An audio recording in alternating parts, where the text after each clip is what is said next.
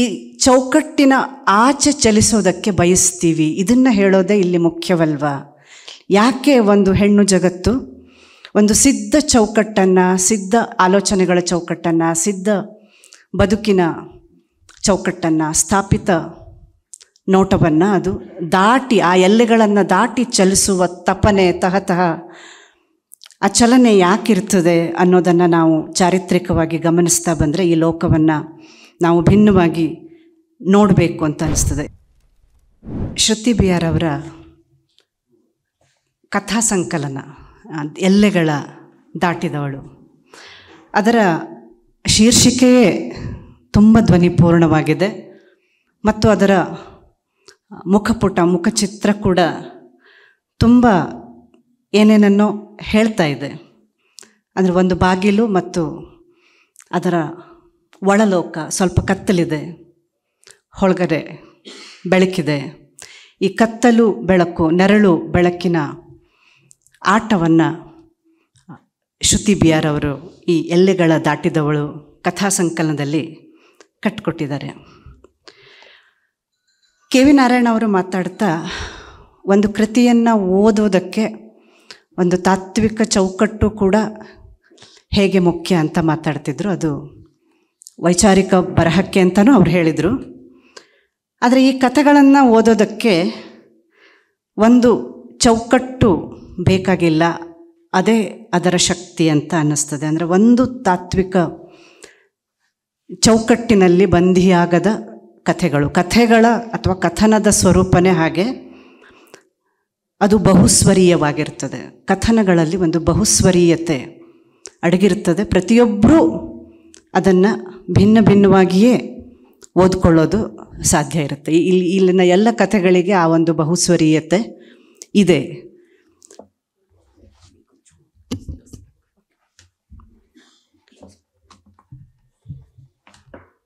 ಚರಿತ್ರೆ, ತತ್ವಜ್ಞಾನ, ಕಥನ, ಹೀಗೆ ನಾವು ಬೇರೆ ಬೇರೆ ಇಟ್ಟು ನೋಡಿದಾಗ ಚರಿತ್ರೆ ಮತ್ತು ತತ್ವಜ್ಞಾನಕ್ಕೆ ಇರುವ ಗುಣ ಏನು ಅಂದರೆ ಒಂದನ್ನು ಸ್ಥಾಪಿಸುವುದು, ಇದು ಹೀಗೆ ಇದೆ, ಇರುತ್ತದೆ ಅಂತ ಹೇಳುವುದು.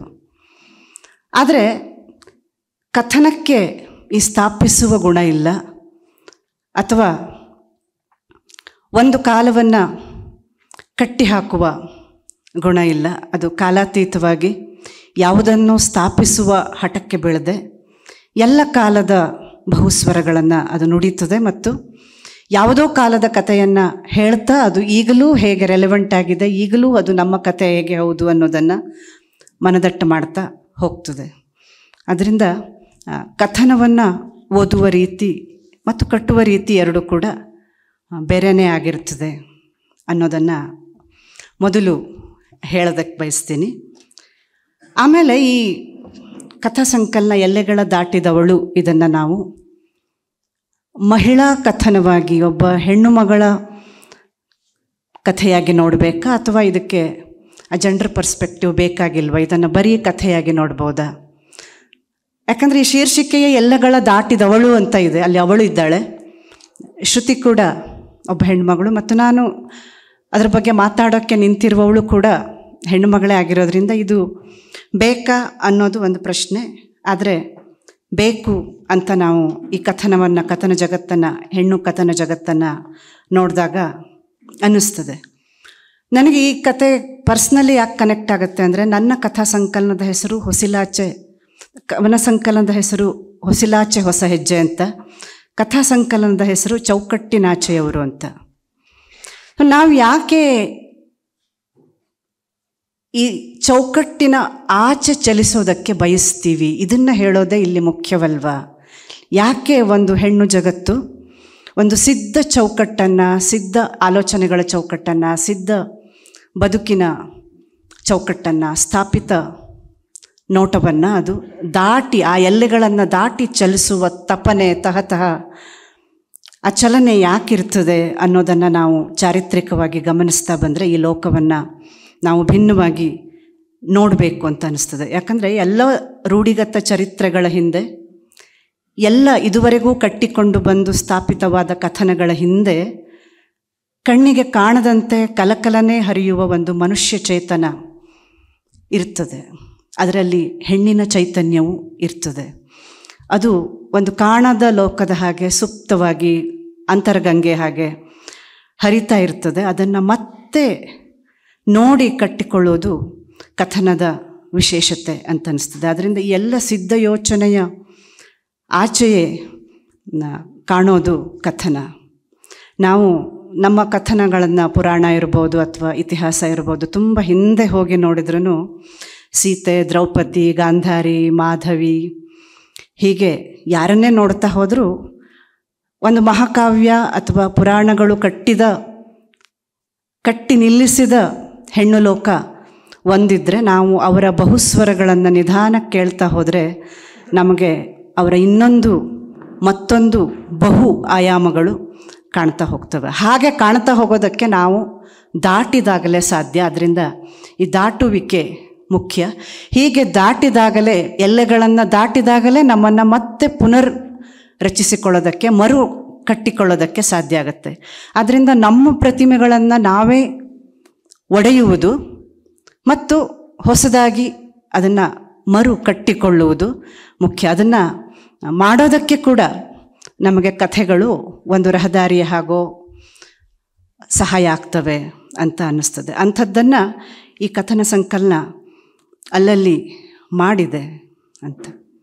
ಇಲ್ಲಿ ಕಥೆಯ ಹಿಂದೆ ಒಂದು ಕತೆ, ಮಾತಿನ ಹಿಂದೆ ಮೌನ, ಬೆಳಕಿನ ಹಿಂದೆ ನೆರಳು, ಇವೆಲ್ಲ ಇದೆ. ಅದನ್ನು ಸೂಕ್ಷ್ಮವಾಗಿ ನೋಡ್ತಾ ಹೋಗಬೇಕಾಗತ್ತೆ. ಇಲ್ಲಿ ಇದಕ್ಕೆ ಮುನ್ನುಡಿ ಬರೀತಾ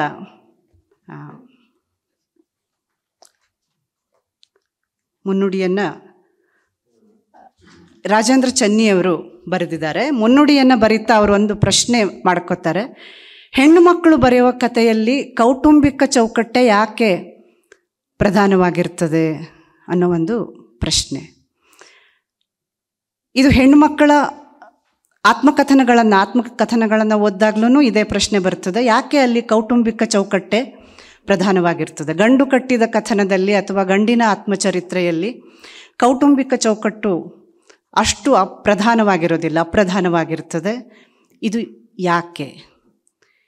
ಇನ್ನೊಂದು ಮಾತಿದೆಯಲ್ಲ, ಹಿತ್ತಲ ಜಗತ್ತು ಮತ್ತು ಜಗಲಿಯ ಜಗತ್ತು ಅಂತ. ಹೆಣ್ಣಿನದು ಹಿತ್ತಲ ಜಗತ್ತು, ಗಂಡಿನದು ಜಗಲಿಯ ಜಗತ್ತು ಅಂತ. ಇವತ್ತು ಈ ಕಾಲಘಟ್ಟದಲ್ಲಿ, ನಾವು ನಿಂತಿರುವ ಕಾಲಘಟ್ಟದಲ್ಲಿ ಈ ಜಗತ್ತುಗಳ ನಡುವಿನ ಗೆರೆ ಅಳಿಸಿ ಹೋಗಿದೆ, ಕಲಸಿ ಹೋಗಿದೆ ಅಂತ ಅನಿಸತ್ತೆ. ಯಾಕಂದರೆ ಹೆಣ್ಣು ಕೂಡ ಜಗಲಿಯ ಜಗತ್ತಿನಲ್ಲಿ ನಿಂತು ಮಾತಾಡ್ತಿದ್ದಾಳೆ. ಅವಳಲ್ಲೂ ಒಂದು ಸಾಮಾಜಿಕ ಪ್ರಜ್ಞೆ, ರಾಜಕೀಯ ಪ್ರಜ್ಞೆ ಎಚ್ಚೆತ್ತು ಅದಕ್ಕೆ ತನ್ನದೇ ಆದ ರೀತಿಯಲ್ಲಿ ಸ್ಪಂದಿಸ್ತಾ ಇರುವ, ತನ್ನ ಅನುಭವದ ಜಗತ್ತನ್ನು ವಿಸ್ತರಿಸ್ಕೊಳ್ತಾ ಇರುವ ಕಾಲದಲ್ಲೂ, ಈಗ ಬರಿತಾ ಇರುವಾಗಲೂ ಕೂಡ ಯಾಕೆ ಹೆಣ್ಣು ಮಕ್ಕಳ ಕಥನದಲ್ಲಿ ಕೌಟುಂಬಿಕ ಚೌಕಟ್ಟೆ ಪ್ರಧಾನವಾಗಿರ್ತದೆ? ಅದಕ್ಕೆ ಅವರು ಒಂದು ಮುನ್ನೆಲೆಯಲ್ಲಿ ಅದಕ್ಕೆ ಬರಿತಾ ಹೇಳ್ತಾರೆ, ಇದು ಗಂಡು ಜಗತ್ತಾಗಲಿ ಹೆಣ್ಣು ಜಗತ್ತಾಗಲಿ ಈ ಕೌಟುಂಬಿಕ ಚೌಕಟ್ಟನ್ನು ಮೀರಿ ಬೇರೆ ಯಾವುದೋ ಅನಾಮಧೇಯ ಕಾಸ್ಮೊಪೊಲಿಟಿನ್ ಸಂದರ್ಭ ನಮ್ಮ ದೇಶದಲ್ಲಿ ನಿರ್ಮಾಣ ಆಗಿಲ್ಲ. ಸಂಪ್ರದಾಯ ಮತ್ತು ಆಧುನಿಕತೆ ಬೆರೆತೇ ಸಾಗುವ ಸಂಕರ ಸಮಾಜ ನಮ್ಮದು ಅಂತಲೂ ಹೇಳ್ತಾರೆ. ಇದು ಹೆಣ್ಣಿನ ಮಟ್ಟಿಗೂ ಅದು ಯಾವ ಎಲ್ಲೆಗಳನ್ನು ದಾಟಿದ್ರು, ಜಗಲಿಯ ಜಗತ್ತನ್ನು ದಾಟಿದ್ರು, ಅಲ್ಲಿ ಆ ಕೌಟುಂಬಿಕ ವಿನ್ಯಾಸವನ್ನು ದಾಟೋಕ್ಕೆ ಸಾಧ್ಯ ಆಗಲಿಲ್ಲ. ಇಲ್ಲಿ ಅಧಿಕಾರ ಸಂಬಂಧ ಅನ್ನೋ ಮಾತು ಬಂತು, ಅಧಿಕಾರ ವಿನ್ಯಾಸ ಅನ್ನೋ ಮಾತು ಬಂತು. ಈ ಅಧಿಕಾರ ಸಂಬಂಧವನ್ನು ಎಲ್ಲೇ ನಿಂತಿರುವ ಹೆಣ್ಣಿಗೂ ದಾಟೋದಕ್ಕೆ ಸಾಧ್ಯ ಆಗಿಲ್ಲ. ಮತ್ತು ಅವಳ ಹೊರಗಿನ ಜಗತ್ತು, ದುಡಿಯುವ ಜಗತ್ತು, ಸಾಮಾಜಿಕವಾಗಿ ಆಕೆ ಪಾಲ್ಗೊಳ್ಳುವ ಜಗತ್ತು ಏನೇ ಇದ್ದರೂ ಆ ಎಲ್ಲ ಜಗತ್ತನ್ನು ನಿಯಂತ್ರಿಸುವ ಒಂದು ಅಧಿಕಾರ ಸಂಬಂಧ ಮತ್ತು ಪಿತೃಪ್ರಧಾನ ಆಲೋಚನಾ ಕ್ರಮ, ಅದನ್ನು ದಾಟಿ ನಿಲ್ಲೋದಕ್ಕೆ ಸಾಧ್ಯ ಆಗಲೇ ಇಲ್ಲ ಅನ್ನೋದು ಕೂಡ ಅನೇಕ ಕಥೆಗಳ ಮೂಲಕ ಇಲ್ಲಿ ಗೊತ್ತಾಗ್ತಾ ಹೋಗ್ತದೆ. ಇನ್ನೊಂದು ನಾವು ಹೀಗೂ ಪ್ರಶ್ನೆ ಮಾಡಬಹುದು, ಹೆಣ್ಣು ಜಗತ್ತು ಅನ್ನೋದು ಒಂದಿದೆ, ಹೆಣ್ಣು ಅನುಭವ ಅನ್ನೋದು ಒಂದಿದೆ, ಅದು ಯಾಕೆ ಇರಬಾರ್ದು, ಅದನ್ನು ಯಾಕೆ ಮುನ್ನೆಲೆಗೆ ತರಬಾರ್ದು ಅಂತ. ಕೌಟುಂಬಿಕತೆಯನ್ನು, ಅಡಿಗೆಯನ್ನು, ಉಡುಗೆಯನ್ನು,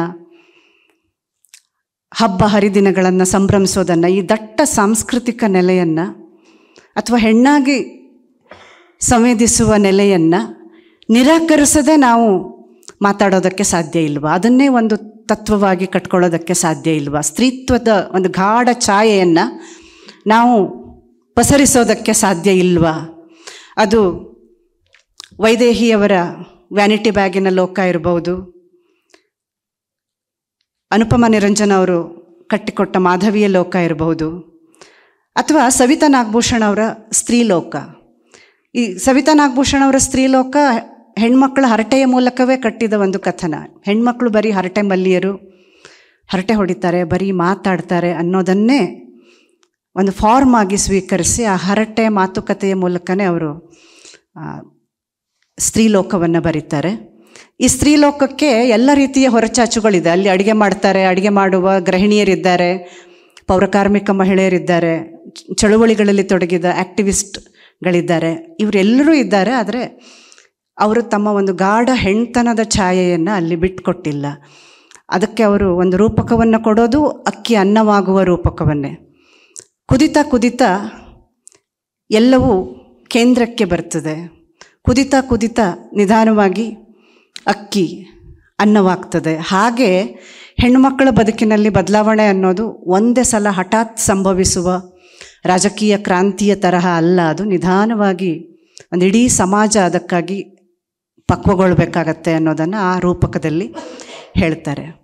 ಹೀಗೆ ಈ ಜಗಲಿ ಹಿತ್ತಲು, ಈ ಅಂತರಗಳು ಕಲಸಿ ಹೋದ ಈ ಸಂದರ್ಭದ ಈ ಕಥೆಗಳು ನಮಗೆ ಕುತೂಹಲ ಹುಟ್ಟಿಸ್ತವೆ. ಶ್ರುತಿಯವರು ತಮ್ಮ ಝೀರೋ ಬ್ಯಾಲೆನ್ಸ್ ಕವನ ಸಂಕಲನದ ಮೂಲಕ ಕವಿತೆಗಳಲ್ಲೂ ಕೂಡ ಒಂದು ಈ ಥರ ಹೊಸ ಪರಿಭಾಷೆಯನ್ನು ಕಟ್ಟಿದವರು, ಆಧುನಿಕ ಪರಿಭಾಷೆಯನ್ನು ಕಟ್ಟಿಕೊಂಡವರು.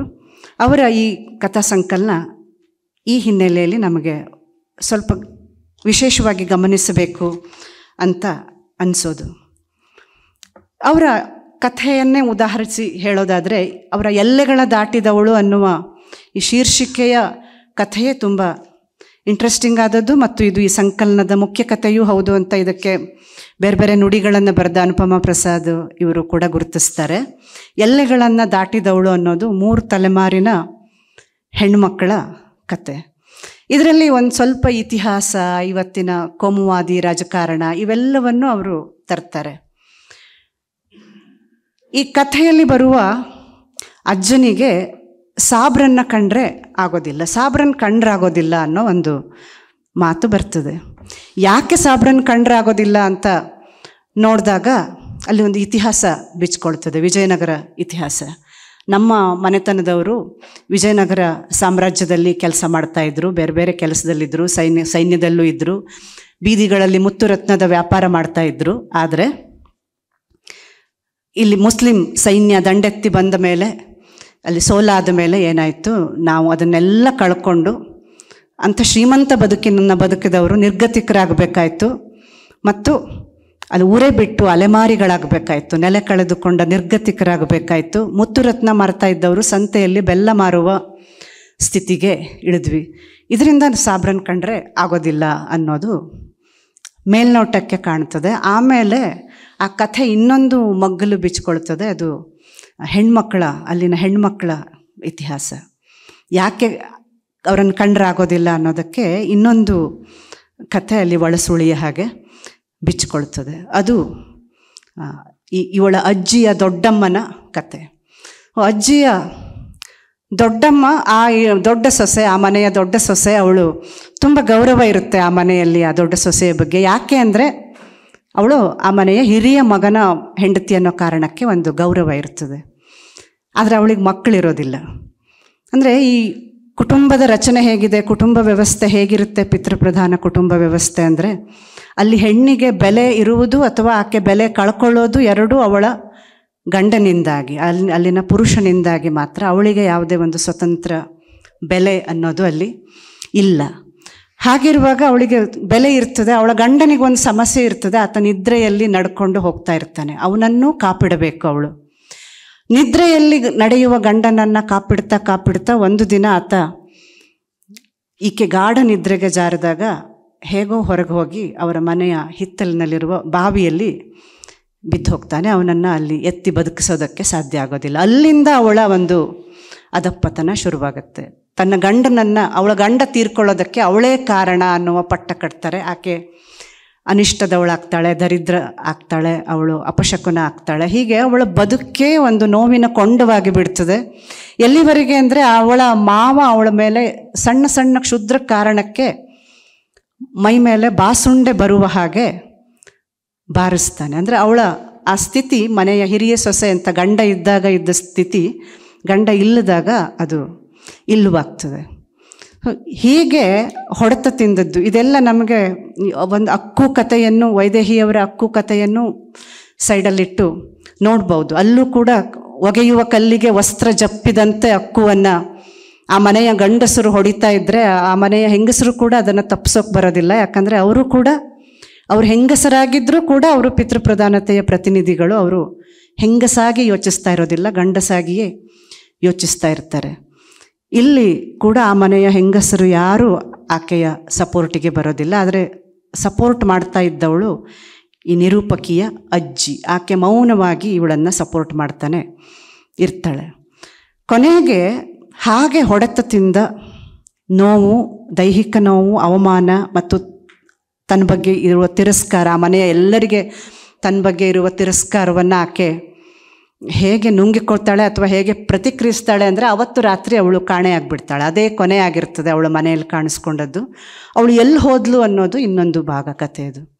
ಆಕೆ ಕಾಸಿಂ ಸಾಬರ ಪತ್ನಿಯಾಗಿ ಮತ್ತೆ ಕಾಣಿಸ್ಕೊತಾಳೆ, ಅವರ 3ನೇ ಪತ್ನಿಯಾಗಿ ಕಾಣಿಸ್ಕೊತಾಳೆ. ಅಂದರೆ ಅವಳು ತಾನು ಬಿಡುಗಡೆ ಕಂಡಿದ್ದು ಎಲ್ಲಿ ತನ್ನನ್ನು ಅಪಮಾನಿಸಲಾಗಿದೆಯೋ, ಅಲ್ಲಿ ತಿರಸ್ಕರಿಸಲಾಗಿದೆಯೋ ಆಕೆ ಆ ಒಂದು ಸನ್ನಿವೇಶವನ್ನು, ವಾತಾವರಣವನ್ನು ಬಿಟ್ಟು ಕಾಸಿಂ ಸಾಬರ ಪತ್ನಿ ಆಗ್ತಾಳೆ. ಅದು ಹೇಗಾದ್ಲು, ಹೇಗೆ ಅನ್ನೋದನ್ನೆಲ್ಲ ಅವರು ವಿವರಿಸದೆ ತುಂಬ ಧ್ವನಿಪೂರ್ಣವಾಗಿ ಕಟ್ಟಿಕೊಡ್ತಾರೆ. ಮತ್ತು ಎಲ್ಲ ಇಡೀ ಸಮಾಜ ಅವಳು ಭೂಬಮ್ಮ ಆಗಿಬಿಟ್ಲು, ಅವಳಿಂದ ತುಂಬ ಮರ್ಯಾದೆ ಹೋಯಿತು ಅಂತೆಲ್ಲ ಮಾತಾಡ್ಕೋತಾರೆ. ಆದರೆ ಅವಳು ಹೇಳ್ತಾಳೆ, ಹೌದು ನಾನು ಭೂಬಮ್ಮ ಆದೆ ನಿಜ, ಆದರೆ ಶಿವ ತೋರಿಸಿದ ಮಾರ್ಗದಲ್ಲೇ ನಾನು ನಡೆದಿದ್ದೀನಿ ಅನ್ನೋ ಮಾತನ್ನು ಹೇಳ್ತಾಳೆ.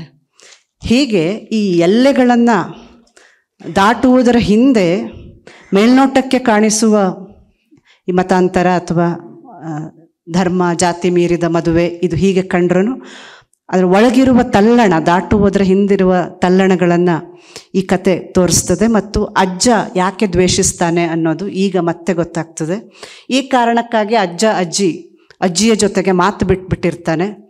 ಎಂತಹ ಸಂದರ್ಭ ಬಂದರೂ ಕೊನೆಗೂ ಆಕೆ ದೊಡ್ಡಮ್ಮನನ್ನು ಇವರ ಅಜ್ಜಿ ಬೆಂಬಲಿಸ್ತಾನೆ ಇರ್ತಾಳೆ. ಈ ಕಥೆಯನ್ನು ಮೊಮ್ಮಗಳಿಗೆ ಹೇಳ್ತಾಳೆ ಮತ್ತು ಮೊಮ್ಮಗಳು ಕೂಡ ಹೌದಲ್ವಾ, ಇದನ್ನು ನಾವು ಬೆಂಬಲಿಸಲೇಬೇಕು ಅಂತ 3 ತಲೆಮಾರು ಮಾತಾಡಿಕೊಳ್ಳುವ ರೀತಿಯಲ್ಲಿ ಈ ಕಥೆ ಇದೆ.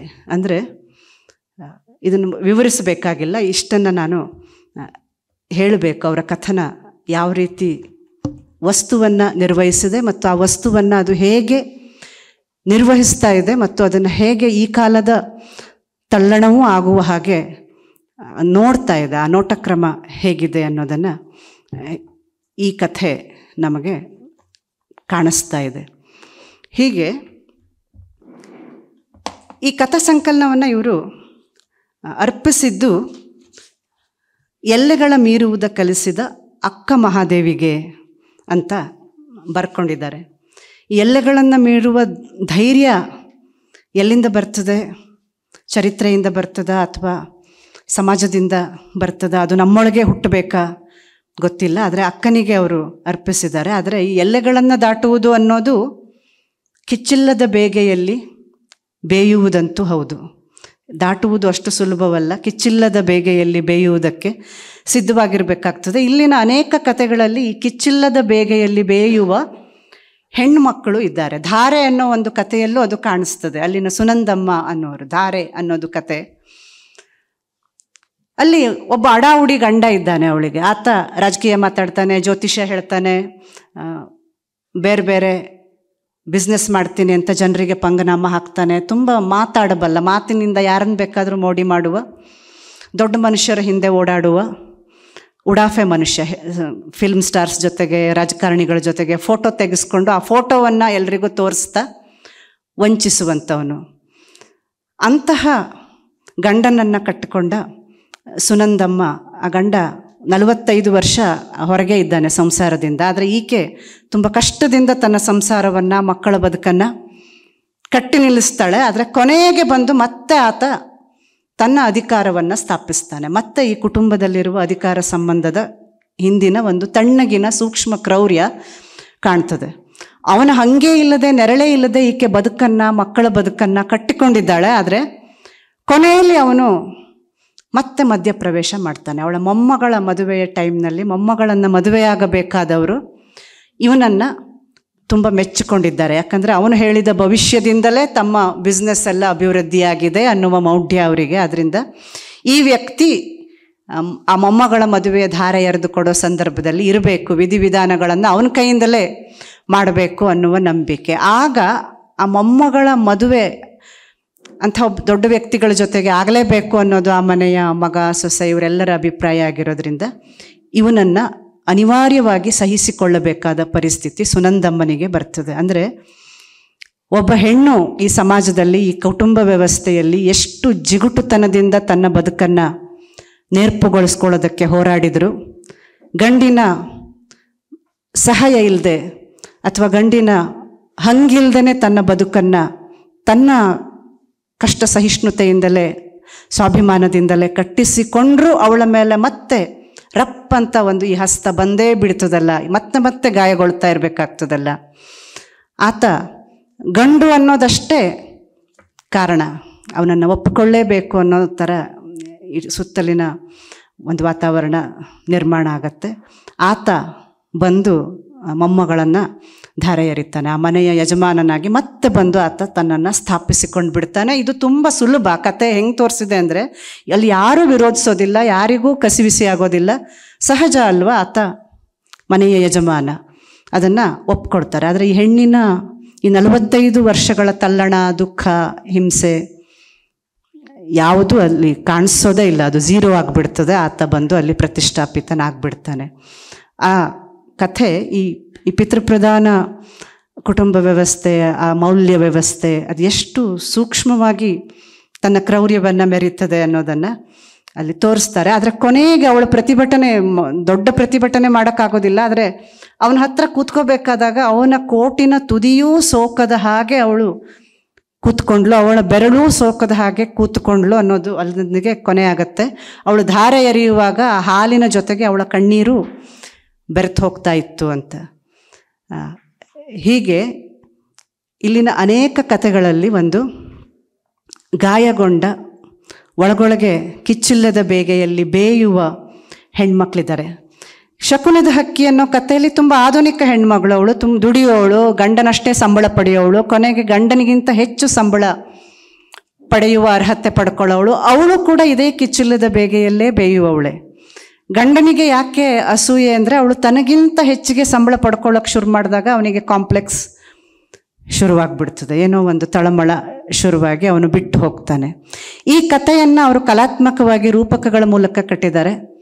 ಒಂದು ಹಕ್ಕಿ ಗೂಡು ಕಟ್ಟೋದು, ಅಲ್ಲಿ ಗಂಡ ಹೆಂಡತಿ 2 ಗಂಡು ಹೆಣ್ಣು ಹಕ್ಕಿಗಳು ಗೂಡು ಕಟ್ಟಿ ತಮ್ಮ ಮಕ್ಕಳನ್ನು ಪೊರೆಯೋದು, ಮತ್ತು ಆ ಗಂಡು ಹಕ್ಕಿ ಇದ್ದಕ್ಕಿದ್ದಂಗೆ ಹಾರಿ ಹೋಗಿ ಅದು ವಾಪಸ್ ಬರದೇ ಇರೋದು. ಈ ಒಂದು ಘಟನೆ ಒಂದು ಕಡೆ ನಡೀತಾ ಇರ್ತದೆ, ಇನ್ನೊಂದು ಕಡೆ ಇವಳ ದಾಂಪತ್ಯದ ಒಳಗಿನ ಈ ಸದ್ದಿಲ್ಲದ ತಳಮಳ ನಡೀತಾ ಇರ್ತದೆ. ಅಂದರೆ ಪ್ರೇಮಕ್ಕಿಂತ ಸ್ಪರ್ಧೆ, ಅಸೂಯೆ ಇದೇ ಹೆಚ್ಚಾದಾಗ ಅದು ಪ್ರೇಮವನ್ನು ಹೇಗೆ ನುಂಗು ಹಾಕಿಬಿಡ್ತದೆ, ತನ್ನ ಒರಟು ಕೈಗಳಿಂದ ಅದು ಹೇಗೆ ಪ್ರೇಮದ ಸೂಕ್ಷ್ಮತೆಯನ್ನು ನಿವಾರಿಸಿಬಿಡ್ತದೆ ಅನ್ನೋದನ್ನು ಒಂದು ಆಧುನಿಕ ಸಂದರ್ಭದ ಇಬ್ಬರು ವೃತ್ತಿಪರ ಗಂಡು ಹೆಣ್ಣಿನ ನಡುವೆ ಸೂಕ್ಷ್ಮವಾಗಿ ಸಂಚಲಿಸುವ ಈ ಅಸೂಯೆ, ಇಂಥ ಭಾವಗಳನ್ನು ಕಟ್ಕೊಡ್ತಾ ಕೊನೆಗೆ ಒಂದು ಆಶಾವಾದ ಇದೆ, ಆತ ಮತ್ತೆ ವಾಪಸ್ ಬರ್ತಾನೆ ಅನ್ನುವ ಒಂದು ಆಶಾವಾದವನ್ನು ಕಟ್ಕೊಡ್ತಾರೆ.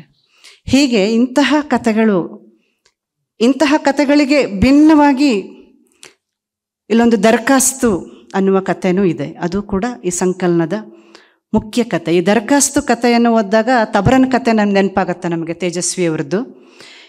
ಇಲ್ಲಿ ಬರುವ ಹನುಮಂತ ಅನ್ನೋ ವ್ಯಕ್ತಿ ತಬರನ ಹೊಸ ರೂಪದ ಥರ ಕಾಣ್ತಾನೆ. ಅಂದರೆ ಆಡಳಿತಶಾಹಿ, ಅಧಿಕಾರಶಾಹಿ ಹೇಗೆ ತಳಮಟ್ಟದಿಂದ ಭ್ರಷ್ಟವಾಗಿದೆ, ಅದು ನಾಡ ಕಚೇರಿಯಿಂದ, ಶಾನುಭಾಗರಿಂದ, ಆಮೇಲೆ ತಹಸೀಲ್ದಾರರ ಆಫೀಸ್ವರೆಗೆ ಈ ಕತೆ ನಿಧಾನಕ್ಕೆ ಚಲಿಸ್ತದೆ. ಎಲ್ಲ ತಳಹಂತಗಳಲ್ಲೂ ಹೇಗೆ ಈ ಅಧಿಕಾರಶಾಹಿ ಭ್ರಷ್ಟವಾಗಿದೆ, ಅಲ್ಲೊಬ್ಬ ಹೇಗೆ ಫೈಲುಗಳ ಹಿಂದೆ ಓಡ್ತಾ ತನ್ನ ಚಪ್ಪಲು ಸವಸಿ ಆತ ಕೊನೆಗೂ ಹೇಗೆ ಸೋಲ್ತಾನೆ, ಈ ಬೃಹತ್ ವ್ಯವಸ್ಥೆ ಜೊತೆಗೆ ಯಾರೆಲ್ಲ ಸೇರ್ಕೊಳ್ತಾರೆ, ಯಾವ್ಯಾವ ಹಿತಾಸಕ್ತಿಗಳು, ರಾಜಕಾರಣಿಗಳು ಅಥವಾ ರಿಯಲ್ ಎಸ್ಟೇಟ್ ಉದ್ಯಮಿಗಳು ಇವರೆಲ್ಲ ಸೇರಿಸಿ ಒಬ್ಬ ಹನುಮಂತ ಅನ್ನುವ ಮುಗ್ಧನ ಜಮೀನನ್ನು ಕಬಳಿಸೋದಕ್ಕೆ ಹೇಗೆ ಪ್ರಯತ್ನ ಮಾಡ್ತಾರೆ ಅನ್ನೋದು ಕತೆ ಹೇಳಿದರೆ, ಆ ಅಧಿಕಾರದ ಬೇರೆ ಬೇರೆ ಸ್ತರಗಳಲ್ಲಿ ಇರುವವರಿಗೂ ಇದರ ಅರಿವಿಲ್ಲ. ಹೇಗೆ ಭ್ರಷ್ಟಾಚಾರ ಹೇಗೆ ಸಾಮಾನ್ಯರ ಬದುಕನ್ನು ಹೊಸಕಿ ಹಾಕತ್ತೆ ಅನ್ನೋದು ಕತೆ ಸೂಕ್ಷ್ಮವಾಗಿ ಕಟ್ಟಿಕೊಡ್ತಾ ಇದೆ. ಅಂದರೆ ಇಲ್ಲಿ ಅನೇಕ ಜಗತ್ತುಗಳು ಇವೆ. ಶ್ರುತಿಯವರು ಬೇರೆ ಬೇರೆ ವಿಷಯಗಳನ್ನು, ಬೇರೆ ಬೇರೆ ರೀತಿಯ ಬರವಣಿಗೆಯ ಟೆಕ್ನಿಕ್ಗಳನ್ನು ಇಲ್ಲಿ ಪ್ರಯೋಗ ಮಾಡಿದ್ದಾರೆ. ಆ ಪ್ರಯೋಗಶೀಲತೆ ಇದೆ. ಆದರೆ ಏನು ಮಿತಿ ಇದೆ ಈ ಕಥೆಗಳಿಗೆ ಅನ್ನೋದನ್ನು ಹೇಳಬೇಕಾದ್ರೆ ಇಲ್ಲಿ ಚೆನ್ನಿಯವರು ಗುರುತಿಸ್ತಾರೆ. ಅಂದರೆ ಇಲ್ಲಿ ಒಂದು ಸೀಮಿತ ಜಗತ್ತಿದೆ ಅಂತ ಅವ್ರು ಹೇಳ್ತಾರೆ. ಒಂದು ಸೀಮಿತ ಜಗತ್ತಿದೆ, ಆದರೆ ಆ ಸೀಮಿತ ಜಗತ್ತಿನೊಳಗಡೆ ಒಂದು ಸೂಕ್ಷ್ಮ ನೋಟ ಮತ್ತು ಕುಸುರಿ ಇದೆ ಅಂತ. ನಾವು ಕಲಾಕೃತಿಯನ್ನು ಜಡ್ಜ್ ಮಾಡುವಾಗ ಒಂದು ಸಣ್ಣ ನಿಟ್ಟಿಂಗ್ ಇರ್ಬೋದು ಅಥವಾ ರಂಗೋಲಿ ಇರ್ಬೋದು, ಅದು ಎಷ್ಟು ದೊಡ್ಡದಾಗಿ ವ್ಯಾಪಿಸಿಕೊಂಡಿದೆ, ಅದರ ಬೃಹತ್ತು ಏನು ಅನ್ನೋದು ಒಂದಾದರೆ, ಅದು ಒಂದು ಸಣ್ಣ ಅವಕಾಶದಲ್ಲಿ ಎಷ್ಟು ಸೂಕ್ಷ್ಮಗಳನ್ನು, ಎಷ್ಟು ಪರ್ಮಿಟೇಷನ್ ಕಾಂಬಿನೇಷನನ್ನು, ಎಷ್ಟು ಸೂಕ್ಷ್ಮ ಛಾಯೆಗಳನ್ನು ತೋರಿಸಿದೆ, ಅದು ಹೇಗೆ ಸೂಕ್ಷ್ಮವಾಗಿದೆ ಅನ್ನೋದು, ಸೂಕ್ಷ್ಮ ಕುಸುರಿಯನ್ನು ಒಂದು ಸಣ್ಣ ಜಾಗದಲ್ಲೇ ಹೇಗೆ ಮಾಡ್ಬೋದು ಅನ್ನೋದನ್ನು ಅವ್ರು ಮಾಡಿದ್ದಾರೆ ಅಂತ ಅನ್ನಿಸ್ತದೆ. ಮತ್ತು ಸೀಮಿತ ಜಗತ್ತು ಅಂತ ಹೇಳುವಾಗ ನಾವು ನಮ್ಮದಲ್ಲದ ಜಗತ್ತಿನ ಬಗ್ಗೆ ಕತೆ ಬರಿಬಹುದಾ? ಶ್ರುತಿಯವರು ಈ ವಿಷಯನೂ ಬರಿಬೇಕಿತ್ತು, ಸಮಾಜದ ಈ ವರ್ಗದ ಬಗ್ಗೆನೂ ಬರಿಬೇಕಿತ್ತು, ಸಮಾಜದ ಇಂಥ ಅನುಭವವನ್ನು ಬರಿಬೇಕಿತ್ತು, ಅವರು ಬರೆದಿಲ್ಲ ಅಂತ ಹೀಗೆ ನಾವು ಹೇಳೋದು ಸುಲಭ ಆಗ್ಬೋದು. ಆದರೆ ಕಥೆ ತನ್ನ ಅನುಭವ ಜಗತ್ತಿನ ಆಚೆ ಇರೋದನ್ನು ಹೇಳಿದರೆ ಅದು ವರದಿಯಾಗತ್ತೆ. ಅದು ಅನುಭವದ ಒಳನೋಟದಿಂದ ಹೊಮ್ಮಿದ ಕತೆ ಆಗೋದಿಲ್ಲ, ಅದು ಕಟ್ಟಿದ ಕಥೆಯಾಗಿ ಮಾತ್ರ ಉಳ್ಕೊಬಿಡ್ತದೆ. ಅವರು ತಮಗೆ ದಕ್ಕಿದ ಜಗತ್ತನ್ನು ತುಂಬ ಸೂಕ್ಷ್ಮವಾಗಿ ನೋಡಿ ಬರವಣಿಗೆಯ ಕುಸುರಿಯಲ್ಲಿ ಅದನ್ನು ನಮ್ಮ ಮುಂದೆ ಇಟ್ಟಿದ್ದಾರೆ. ಸೊ ಈ ಜಗತ್ತು ವಿಸ್ತಾರವಾಗೋದು, ಯಾಕಂದರೆ ವೈದೇಹಿಯವರು ನೀವು ಇದೇ ಕುಂದಾಪುರ ಭಾಷೆಯಲ್ಲಿ ಅದರ ಸುತ್ತಮುತ್ತಲಿನ ಕಥೆನೇ ಬರೀತಿರಲ್ಲ ಅಂತ ಹೇಳಿದಾಗ, ನಾನು ಬೇರೆ ಎಲ್ಲಿ ಹೋಗಲಿ, ನಾನಿನ್ನೂ ಕುಂದಾಪುರವನ್ನೇ ದಾಟಿಲ್ಲ, ಇಲ್ಲ ಈ ಊರನ್ನೇ ನನಗೆ ನೋಡೋದಕ್ಕೆ ಪೂರ್ತಿ ಸಾಧ್ಯ ಆಗಲಿಲ್ಲ ಅಂತ. ಅಂದರೆ ಹೆಣ್ಣು ಜಗತ್ತು ಅನ್ನೋದು ಹೆಚ್ಚು ಆಳವಾಗಿ ನೋಡ್ತಾ ಹೋಗೋದು, ಹೆಣ್ಣಿನ ಸಂವೇದನೆ ಅದರ ಆಳವನ್ನು ನೋಡ್ತಾ ಹೋಗೋದು, ವಿಸ್ತಾರವನ್ನು ಸ್ವಲ್ಪ ಅಲ್ವೇನೋ ಅಂತ ಅನ್ನಿಸ್ತದೆ. ಮತ್ತು ಆಳವಾಗಿ ಅದು ನೋಡೋದಕ್ಕೆ ಬಯಸ್ತದೆ. ಮತ್ತು ಪ್ರಜ್ಞೆ ಅನ್ನೋದು ಮನುಷ್ಯ ಪ್ರಜ್ಞೆಯ ಬೇರೆ ಬೇರೆ ಮಗ್ಗಲುಗಳನ್ನು ನೋಡ್ತಾ ಹೋದಾಗ ಅಲ್ಲಿ ವಿಸ್ತಾರ ಮತ್ತು ಆಳ ಎರಡರ ವ್ಯತ್ಯಾಸ ನಮಗೆ ಗೊತ್ತಾಗ್ತದೆ. ಇನ್ನೊಂದು, ಇವರ ಕಥೆಯನ್ನು ಸ್ವಲ್ಪ ಕಥೆಗಳಲ್ಲಿ ಒಂದು ಅವಸರದ ಗತಿಯನ್ನು ತೋರ್ತಾರೇನೋ ಅಂತ ಅನ್ನಿಸ್ತು. ಬೇಗ ಅದು ಚಕ್ಕಂತ ಏನೋ ಒಂದು ಕೊನೆಯನ್ನು ಮುಟ್ಟಿ ಮುಗಿದು ಬಿಡ್ತದೆ. ಅದು ಮತ್ತೆ ಬೆಳೆಯುವ, ಮತ್ತೆ ನಮ್ಮನ್ನು ತೊಡಗಿಸಿಕೊಳ್ಳುವ, ನಮ್ಮೊಳಗೆ ಬೆಳೀತಾ ಹೋಗುವ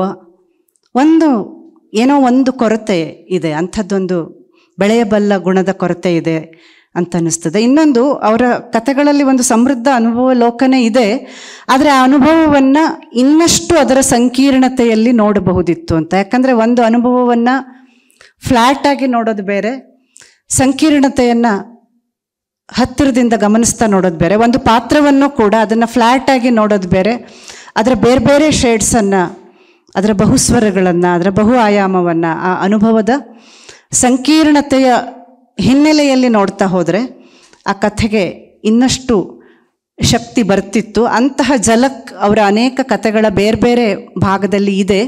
ಅದನ್ನು ಅವರು ಪ್ರಜ್ಞಾಪೂರ್ವಕವಾಗಿ ಬೆಳೆಸಿಕೊಂಡ್ರೆ ಅವರು ಇನ್ನೂ ಉತ್ತಮವಾದ ಕಥೆಗಳನ್ನು ಬರೆಯೋದಕ್ಕೆ ಸಾಧ್ಯ ಇದೆ. ಇನ್ನೂ ನಾವು ಗಮನಿಸದೇ ಇರುವ ಲೋಕಗಳನ್ನು ಈ ಕಥೆಯಲ್ಲಿ ಸಮಾವೇಶಗೊಳಿಸೋದಕ್ಕೆ ಸಾಧ್ಯ ಇದೆ. ಶ್ರುತಿ ಬಿ ಆರ್ ಅವರ ಹೊಸ ತಲೆಮಾರಿನ ಹುಡುಗಿ ಆಕೆ, ಅವಳ ಈ ಕಥೆಗಳ ಮೂಲಕ ಆ ಜಗತ್ತನ್ನು ಪ್ರವೇಶಿಸೋದಕ್ಕೆ, ಅದರ ಕೆಲವು ಛಾಯೆಗಳನ್ನಾದರೂ ನೋಡೋದಕ್ಕೆ ನನಗೆ ಸಾಧ್ಯ ಆಗಿರಬಹುದು, ಅಥವಾ ಇನ್ನೂ ನೋಡೋದಕ್ಕೆ ಸಾಧ್ಯ ಆಗದೇ ಇರುವ ಛಾಯೆಗಳು ಉಳ್ಕೊಂಡಿರಬಹುದು. ಈ ಅವಕಾಶಕ್ಕಾಗಿ ನಾನು ಶ್ರುತಿ ಅವರಿಗೂ ಕೂಡ ಮತ್ತು ಧನಂಜಯ್ ಅವರಿಗೂ ಧನ್ಯವಾದ ಹೇಳ್ತಾ ವಿರಮಿಸ್ತೇನೆ. ಧನ್ಯವಾದ.